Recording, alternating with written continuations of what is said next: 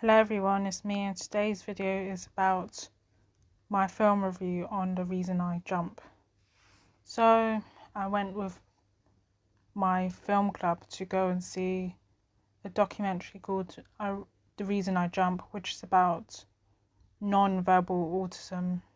So it was based on the book on which a Japanese boy wrote when he was around 13 or 14 years old. And it's quite interesting that the visuals were based on the book. I don't know much about the background of the production, but they did have like a bit of a Q&A before the screening, and I heard one of the producers on the production was autistic, and she happened to be in the documentary as well because her son was one of the main subjects in the film. So her son is non-verbal autism. He has non-verbal autism. And she was talking about how she used to look down upon him because he couldn't even say anything and he couldn't even talk like she could, because his autism was quite severe, basically.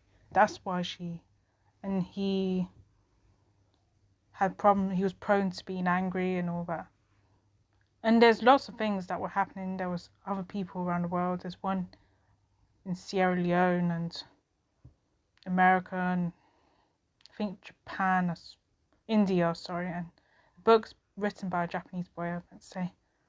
And it's quite interesting that different parts of the world and how they view autism as a whole. And in some countries there is a stigma around it. Like, for instance, in African countries, they say things that are negative, like, oh, the person might be possessed by the devil or something, which is quite extremely hurtful. I was deeply touched by that part of the film because it upset me to the core. And I don't feel I need to change because that's who I am, and you can't undo something that already has happened. And I've related to a few different levels, but for instance about the residential school, because it happened to me. That's the son that I was talking about, the producer. Her son had to go to a residential school because his behaviour was becoming too aggressive and too violent, and he was becoming too violent towards his parents as well, which resulted her to sending him there, which is heartbreaking for the parents, but they had no choice. So my thoughts on the film is that it's very visual.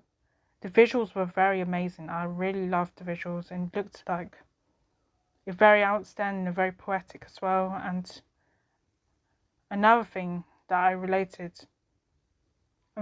liked, is the fact that the story was told in an interesting way through the boy's narration and how he really feels, how his autism manifests, which interested me to the core because it's hard for me to explain how mine manifests through words. It's very hard to explain through words how it manifests.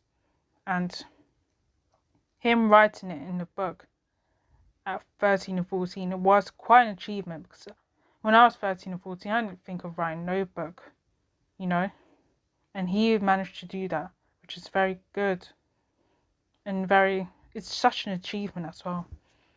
And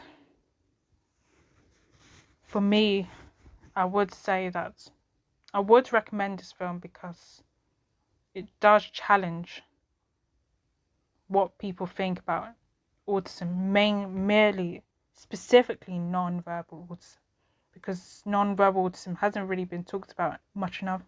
You only hear autism like through a person that could speak, but they just struggle with communication in general, but they can talk.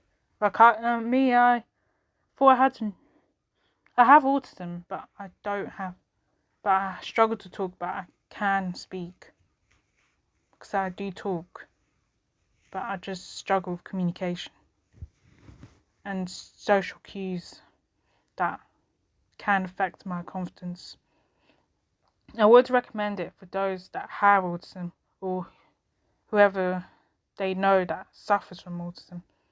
Or if you don't have autism, I still recommend it because I think you need to understand something that is completely out of your depth, basically.